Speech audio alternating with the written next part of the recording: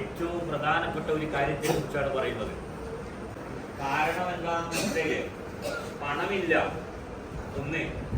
രണ്ടാമതായിട്ട് ആ സ്ത്രീ പറഞ്ഞ കാരണം, ആ സ്ത്രീയുടെ കല്യാണ സമയത്ത് ഭർത്താവിന് സ്ത്രീധനം നൽകിയിരുന്നില്ല.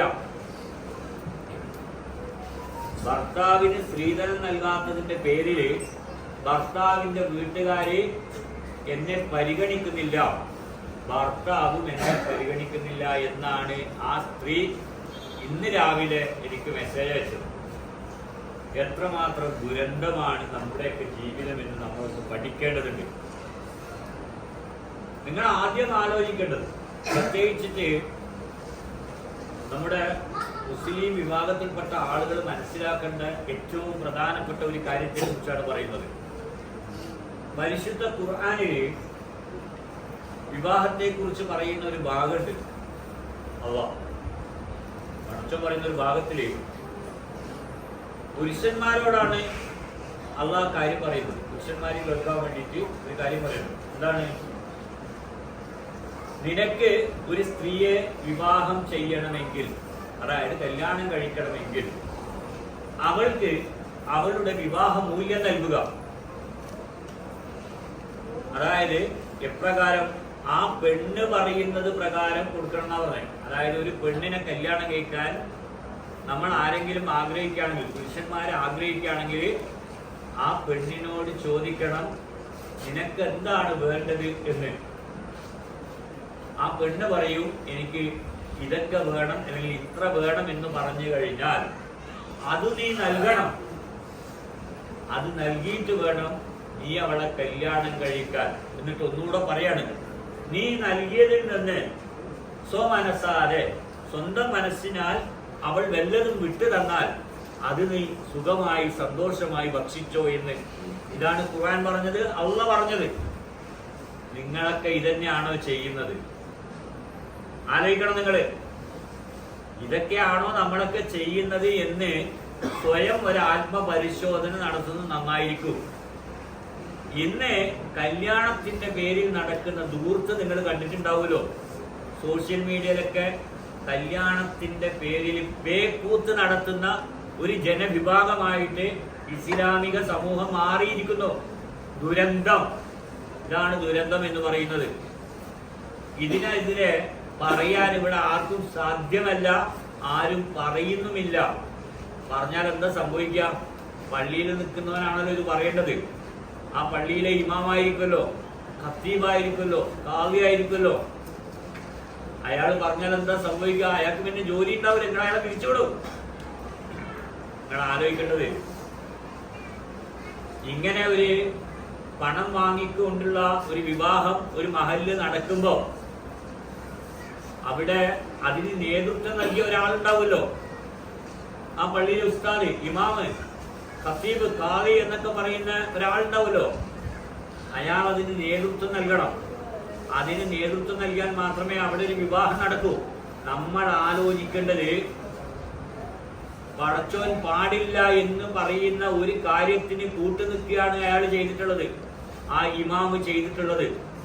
അങ്ങനെയാണെങ്കിൽ പടച്ചോന് പാടില്ല എന്ന് പറഞ്ഞ ഒരു കാര്യം ചെയ്യുന്ന ഇമാം ആണെങ്കിൽ ആ ഇമാമിന്റെ പിന്നിൽ നിങ്ങൾ പോയി നിന്ന് നിസ്കരിച്ചാൽ ആ നിസ്കാരം ശരിയാവുമെന്ന് നിങ്ങളൊന്ന് ആലോചിക്കണ്ടേ? ആലോചിക്കണം, അതാലോചിക്കണം നിങ്ങൾ. നിസ്കാരം ശരിയാവുമെന്ന്. ഹറാമായ കല്യാണമാണ് അവിടെ നടന്നത്. ആ ഹറാമായ പ്രവൃത്തി ചെയ്യുന്ന ഒരുത്തന്റെ പിന്നിൽ നിന്ന് നിസ്കരിച്ചാൽ ആ നിസ്കാരം എങ്ങനെ ശരിയാകുമെന്ന് നമ്മൾ ആലോചിക്കുന്നത്, ചിന്തിക്കുന്നത് നന്നായിരിക്കും. ഹറാമായ കല്യാണത്തിൽ ഒരു കുട്ടി ഉണ്ടായാൽ ആ കുട്ടിക്ക് എന്ത് സംഭവിക്കും നിങ്ങൾ ആലോചിച്ചിട്ടുണ്ടോ? ആ കുട്ടിക്ക് നിങ്ങൾ ഹംസ എന്ന് പേരിട്ടിട്ട് വല്ല കാര്യമുണ്ടോ? ഒരു കാര്യമില്ലല്ലോ. കാരണം അവന്റെ ജന്മം തന്നെ ഹറാമാണ്. ഇങ്ങനെ പഠിക്കണം നിങ്ങളൊക്കെ, ഇങ്ങനെ പഠിക്കണം നിങ്ങളൊക്കെ. സ്ത്രീധനം കൊണ്ടുണ്ടാകുന്ന ദുരന്തം എന്ന് പറയുന്നത്, ആ ദുരന്തം ഇന്ന് ഏറ്റവും കൂടുതൽ പിടിപെട്ടിരിക്കുന്നത് ഇസ്ലാമിക സമൂഹത്തിലാണ്. കല്യാണത്തിന്റെ പേരിൽ നടക്കുന്ന പേക്കൂത്തുകൾ, ആർഭാടങ്ങള്, അനാവശ്യമായിട്ടുള്ള ആർഭാടങ്ങള്, തെറ്റായ പ്രവണതകള്. അതോ നിങ്ങളൊക്കെ ഒന്ന് ആലോചിക്കണം. നിങ്ങൾ കൊറോണ വന്നിട്ട് നിങ്ങൾ പഠിച്ചില്ലല്ലോ. എത്ര എണ്ണ വിടുന്ന് ചത്തുപോയി ഒന്നിനും കൊള്ളാണ്ട്. എന്നിട്ട് നിങ്ങൾ എന്തെങ്കിലും പഠിച്ചോ? നിങ്ങൾ എന്തെങ്കിലും മനസ്സിലാക്കിയോ? പടച്ചോന്റെ കോപത്തിന് നമ്മളാരും അതില് വിട്ടുപോകരുത്. പടച്ചോന്റെ കോപത്തിന്, ആ കോപത്തിന് ഇരയായാലുണ്ടല്ലോ നശിച്ചിടോ തീർന്നിടോ. എന്റെയും നിങ്ങളൊക്കെ കഥ. രോഗമൊന്നും വന്നാൽ മാറൂലടോ. നിങ്ങൾ അതൊക്കെ ഒന്ന് പഠിച്ചോളൂ. ഈ നാട്ടിൽ കല്യാണം കഴിയാത്ത എത്രയോ കുട്ടികളില്ലേ? ഒരു നേരത്തെ ഭക്ഷണം കഴിക്കാൻ പറ്റാത്ത ആൾക്കാരില്ലേ? പഠിക്കുന്ന കുട്ടികൾക്ക് പുസ്തകം മേടിക്കാൻ പൈസ ഇല്ലാത്ത കുട്ടികളില്ലേ? നിങ്ങൾ ഈ ദൂർത്തടിക്കുന്ന കല്യാണത്തിന്റെ പേരിലൊക്കെ ദൂർത്തടിക്കുന്ന പൈസ കൊണ്ടുപോയിട്ട് അവർക്കൊക്കെ കൊടുക്കണോ? നിങ്ങൾ മരിക്കുന്നതിന് മുമ്പ് നിങ്ങളൊക്കെ ഒന്ന് ജീവിക്കണോ? ഒരു ദിവസം മരിച്ചു പോകും ഞാനും നിങ്ങളൊക്കെ. ഈ സമ്പാദിച്ചതിനെ കൊണ്ട് ഒരു കാര്യമില്ലാന്ന് എനിക്ക് എന്റെ ജീവിതത്തിൽ മനസ്സിലായിട്ടുണ്ട്. അതുപോലെ തന്നെ നിങ്ങളും ചിന്തിച്ചാൽ നിങ്ങൾക്കും ഇതിനെക്കൊണ്ട് വലിയ ഗുണമൊന്നും ഉണ്ടാവില്ല. ആകെ പറ്റും എന്തറിയോ? ഒരു വീടുണ്ടാക്കുക, ഒരു വണ്ടി മേടിക്കുക, മക്കളെ കെട്ടിക്കുക, തീർന്നില്ല. പിന്നെ ഈ പണം തിരി പറ. നിങ്ങൾ ആലോചിച്ച് നോക്ക്. മരിക്കാനാകുമ്പോൾ ആ പണമൊക്കെ ഇവിടെ ഇട്ടിട്ട് പോകും. നിങ്ങൾ കഷ്ടപ്പെട്ടുണ്ടാക്കിയ സാധനമാണ്. ഇവിടെ ഇട്ടിട്ട് പോകും. എന്നിട്ട് അതുണ്ടാവും. വായി നല്ല ആരെങ്കിലും അത് തിന്നു തീർക്കും, നശിപ്പിക്കും. ഇതല്ലേ ഇവിടെ സംഭവിക്കുന്നത്. അതുകൊണ്ട് സൂക്ഷിക്കണം. രോഗമുള്ള ഈ സമയത്തെങ്കിലും നിങ്ങൾ കുറച്ച് ചിന്തിക്കണം കാര്യങ്ങളെ കുറിച്ചിട്ട്. നിങ്ങളുടെ ജീവിതത്തെ കുറിച്ച് നിങ്ങൾ സ്വയം ഒന്ന് ചിന്തിക്കണം രോഗം വരുന്ന സമയത്ത്. എന്നിട്ട് മാറണം. നിങ്ങൾ ജീവിതത്തിൽ മാറണം. തെറ്റായ എല്ലാ സ്വഭാവങ്ങളും, വൃത്തികെട്ട സ്വഭാവങ്ങളും മുഴുവനും നമ്മൾ ഓരോരുത്തരും മാറ്റേണ്ടതുണ്ട്. ഇല്ലെങ്കിൽ നശിച്ചു പോകും ഈ ദുനിയാവിൽ. കുറച്ച് നല്ല സ്വർഗമാണ് നമുക്കിവിടെ തന്നിട്ടുള്ളത്. നല്ല സ്വർഗം ശരിക്കും. വേറൊരു സ്വർഗം കിട്ടുന്ന പറഞ്ഞാൽ കിട്ടിയാൽ മനുഷ്യോ. കിട്ടണമെങ്കിൽ നിങ്ങൾ ഇവിടെ എന്തെങ്കിലും ചെയ്യണ്ടോ? ഈ സ്വർഗത്തിൽ നിങ്ങൾ എന്തെങ്കിലും നല്ല കാര്യങ്ങൾ ചെയ്യണ്ടേ? അതൊന്നും ചെയ്യാണ്ട് നാളെ സ്വർഗം കിട്ടും, മറ്റന്നാൾ നരകം കിട്ടും എന്നൊന്നും പറഞ്ഞ് ഇവിടെ ജീവിക്കണ്ട. ഈ ഭൂമിയിൽ ഒരു സ്വർഗമുണ്ട്. ആ സ്വർഗത്തിൽ ജീവിക്കാനാണ് നിങ്ങൾക്കൊക്കെ പറ്റേണ്ടത്. എന്തായാലും സൂക്ഷിക്കും. ആർഭാടങ്ങളും അഹങ്കാരങ്ങളും അട്ടഹാസങ്ങളൊക്കെ നിങ്ങൾ ഉപേക്ഷിക്കുക. എന്തായാലും സൂക്ഷിക്കണം കേട്ടോ. ഞാൻ ഈ പറഞ്ഞതിനെ കുറിച്ച് നിങ്ങൾ രാത്രി കിടക്കുമ്പോൾ ഒന്ന് ആലോചിക്കണം. ഈ വിവാഹ ദൂത്തിനെ കുറിച്ചിട്ട്. ഇത്തരത്തിലുള്ള ഹറാമായ വിവാഹങ്ങൾ നടത്തപ്പെടുമ്പോൾ അതിന് നേതൃത്വം നൽകിയ ഒരു ഉസ്താദ് ഉണ്ടാവും, ഒരു ഖത്തീബ് ഉണ്ടാവും, കാളി ഉണ്ടാവും, ഒരു കാർമ്മികത്വം വഹിക്കുന്ന ഒരാളുണ്ടാവും.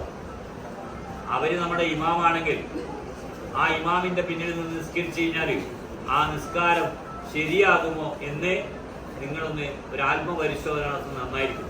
ഹറാമായ പ്രവർത്തനം ചെയ്യുന്നവന്റെ പിന്നിൽ എങ്ങനെയാണോ നിസ്കരിച്ചാൽ ആ നിസ്കാരം ശരിയാവുക എന്ന് നിങ്ങൾ ആലോചിക്കുന്നത് നന്നായിരിക്കും. എന്തായാലും സൂക്ഷിക്കണം. രോഗമില്ലാത്ത മനസ്സും ശരീരവുമായിട്ട് ഈ ഭൂമിയിൽ ജീവിക്കാൻ നമുക്ക് സാധിക്കും. അങ്ങനെ സാധിക്കട്ടെ എന്ന് പ്രാർത്ഥിക്കുന്നില്ല, ആശംസിക്കും. പ്രാർത്ഥനയല്ല നമുക്ക് ആവശ്യം, പ്രവർത്തനമാണ്. രോഗമില്ലാത്ത മനസ്സും ശരീരവുമായി ജീവിക്കാനുള്ള പ്രവർത്തനമാണ് നമ്മുടെ കയ്യിലുണ്ടാകേണ്ടത്, പ്രാർത്ഥനയല്ല. പ്രാർത്ഥനകൾ പേടിച്ച് ചെയ്യുന്ന കാര്യമാണല്ലോ. പേടിച്ചിട്ടാണല്ലോ നിങ്ങളൊക്കെ പടച്ചോനെ വിളിക്കുന്നത്. പടച്ചോനോടുള്ള മുഹബത്ത് കൊണ്ട് നിസ്കരിച്ച് ആരെങ്കിലും ഇതിനകത്തുണ്ടോ? പടച്ചോനോടുള്ള ഇഷ്ടം കൊണ്ട് ഞാൻ എൻ്റെ പടച്ചോന് വേണ്ടി 2 നിസ്കരിക്കുന്നു എന്ന് പറഞ്ഞ് കൈവച്ച് നിസ്കരിച്ച ആരെങ്കിലും ഇവിടെ ഉണ്ടോ? നിങ്ങളെ പേടിച്ച് നിസ്കരിച്ചാൽ സ്വർഗം കിട്ടും, സന്തോഷിച്ചു. നിസ്കരിച്ചിട്ട് നിങ്ങൾ നരകത്ത് പോകും പേടിച്ചിട്ട്. ഈ 2 കാര്യത്തിലല്ലാണ്ട് നിങ്ങൾ ആരെങ്കിലും ഒന്ന് നിസ്കരിച്ചിട്ടുണ്ടോ? അങ്ങനെ നിസ്കരിക്കാൻ നിങ്ങൾക്ക് പറ്റണം. എല്ലാം നൽകി അനുഗ്രഹിച്ച് ഇങ്ങോട്ട് അയച്ച പടച്ചോനുണ്ടല്ലോ, ആ പടച്ചോന് വേണ്ടി നിസ്കരിക്കാൻ നിങ്ങൾക്ക് എപ്പോഴെങ്കിലും സാധിച്ചിട്ടുണ്ടോ? അങ്ങനെ സാധിക്കുന്ന ഒരു കാലം നിങ്ങളുടെ ജീവിതത്തിൽ വന്നാൽ അൽഹംദുലില്ലാഹ് രക്ഷപ്പെട്ടു. അതല്ലാണ്ട് പടച്ചോ ഭീകരനൊന്നുമല്ലോ. നിങ്ങളെ നശിപ്പിക്കാനേ, നിങ്ങളെ നശിപ്പിച്ച് ഇല്ലാണ്ടാക്കാൻ വേണ്ടിയിട്ട് പടച്ചോ ഭീകരനല്ലല്ലോ. ഭീകരന്മാരുടെ പണിയാണല്ലോ വെടിവെച്ച് ഇങ്ങനെ കൊല്ലുക. പക്ഷെ അതൊന്നല്ലല്ലോ പടച്ചോൻ. പടച്ചോൻ നിങ്ങളോടുള്ള മുഹബത്തോട് നിങ്ങളെ ഇങ്ങോട്ട് അയച്ചതാണ്. നിങ്ങളൊന്ന് ജീവിക്കും, ഞാനൊന്ന് കാണട്ടെ ആ ഭൂമിയിലുള്ള നിങ്ങളുടെ ജീവിതം. നിങ്ങളെന്താ ചെയ്തേ? നിങ്ങൾ തമ്മാത്തല്ലാണ്. നിങ്ങൾ മനുഷ്യന്മാർ തമ്മിൽ തല്ലാന്ന് ആർക്കും കൊടുക്കാണ്ടെല്ലാം പിടിച്ചിട്ട് അവിടെ വെച്ചിട്ട് ഇത് എന്റേതാണെന്ന് പറയും. ഒരു മധുരം കെട്ടിത്തിരിക്കും, ഇത് എന്റേതാണ്. ഇതല്ലേ നിങ്ങൾ, ഇതല്ലേ ഞാൻ. ഇതൊക്കെ മാറ്റണം. മാറിയാൽ കുറേയൊക്കെ നിങ്ങൾ രക്ഷപ്പെടും. പൂർണ്ണമായിട്ട് രക്ഷപ്പെടുന്നു ഞാൻ പറയില്ല. പടച്ചോൻ തന്നെ പറഞ്ഞിട്ടുണ്ട്. എന്തറിയോ? നീ നന്മ ചെയ്യണം. പടച്ചോൻ പറഞ്ഞതാ ഖുർആൻ. എന്നെ വിശ്വസിക്കണം. നിനക്കൊരു നാശമുണ്ടെന്നും കൂടെ നീ വിശ്വസിക്കണം. എന്താ പറഞ്ഞേ? നാശം. ഉണ്ട് എന്ന് നീ വിശ്വസിക്കണം. അങ്ങനെയാണെങ്കിൽ ഞാൻ നിനക്ക് തുണയുണ്ട് എന്നാണ് പടച്ചവൻ ഖുർആനിൽ പറഞ്ഞത്. അങ്ങനെയൊക്കെ ആവണോ നമ്മള്? അങ്ങനൊന്നുമല്ല, അല്ലല്ലോ. അങ്ങനെ ആവണം, മനുഷ്യനാവാനാണ് ഖുർആൻ പഠിപ്പിച്ചത്. കാക്കമാറും ഹിന്ദുക്കളും ക്രിസ്ത്യനും അല്ല ആവേണ്ടത്, മനുഷ്യൻ.